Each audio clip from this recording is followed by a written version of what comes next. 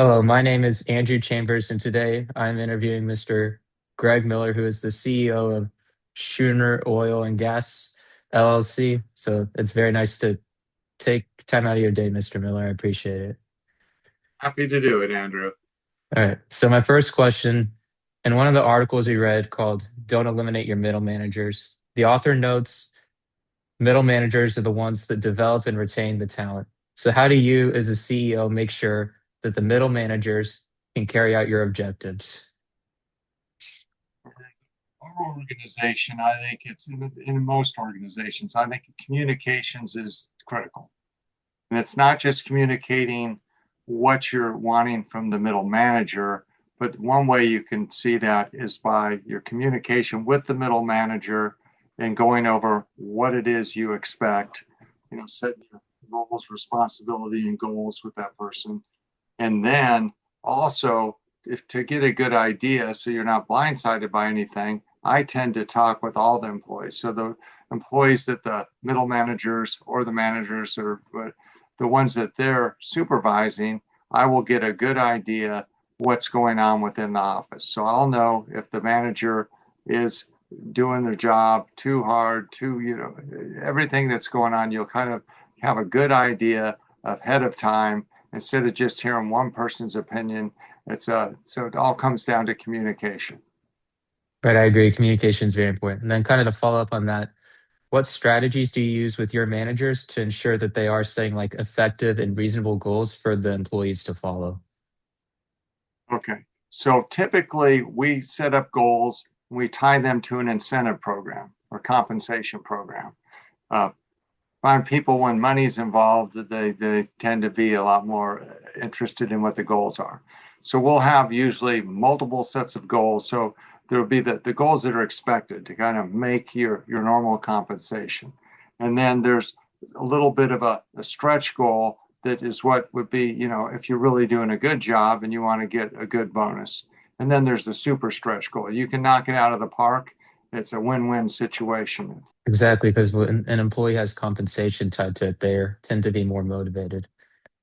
So, being in the oil and gas industry, how important are like economic and environmental um, situations for you, and like does that change like your philosophy and how you run your business?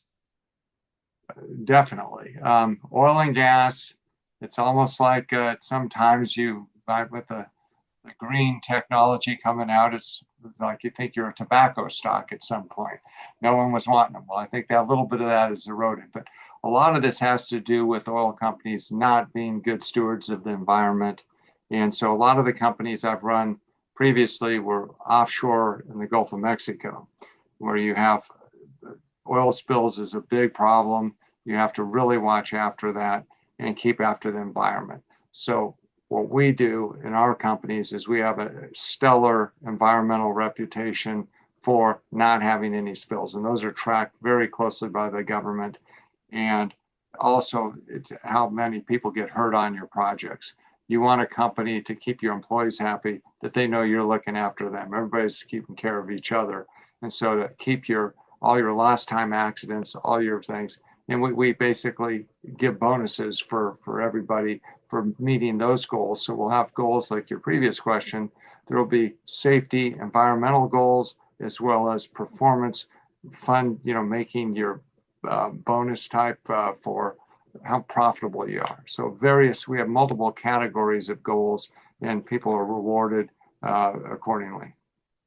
Right, and I think it's great that y'all have a good environmental program to show that y'all want to take care of the earth and make sure that you're doing everything safely. So, kind of going into my next question, um, what would you say makes your company stand out from other companies in the same field? I think the way we run it. So having been trained at say Chevron, big company, a lot of people, slow moving, we tend to be entrepreneurial, move quickly, fast, lean and mean is what I always tell everybody. We're not going to have a lot of fat running around here. We're going to work hard, we're going to play hard, but we're going to get the job done fast and do it like an entrepreneur where it's much more effective and cost efficient and profitable for doing that. So that'll be the difference. If people want to come work for us, they're usually going to want to work a little harder than if they want to be a lifer at, say, a Chevron or Exxon. We're going to expect people to kind of work harder and, not necessarily harder, that's probably the wrong word, but to work quicker, more efficiently and effectively, and try to hire top talent to do that. Right, exactly. So I guess my last question will be, one of the authors we are reading about talks about a blue ocean strategy, which is where a company creates their own market space instead of trying to compete with others. So what does your company do to create new market opportunities instead of trying to fight with other competitors? Well, I think by trying to be the best at what you do is the best way to create that. In the oil business, it's right now you can pretty much sell whatever oil you make. You can sell, if you're in the most areas, you can sell whatever gas. There's really not competition to sell a product. It's not like your McDonald's competing against Jack in the Box. Everybody can sell theirs, and it's just what the market is.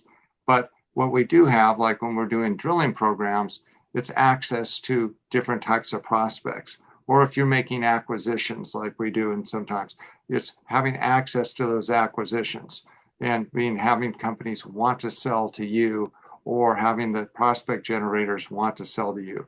The best way I've found to do that is by running your business with a great reputation, to where people know you're doing what you say, you keep your word, you deal with the golden rule, you try to do win-win deals, dealing with integrity, keeping our word, and just trying to do the right thing.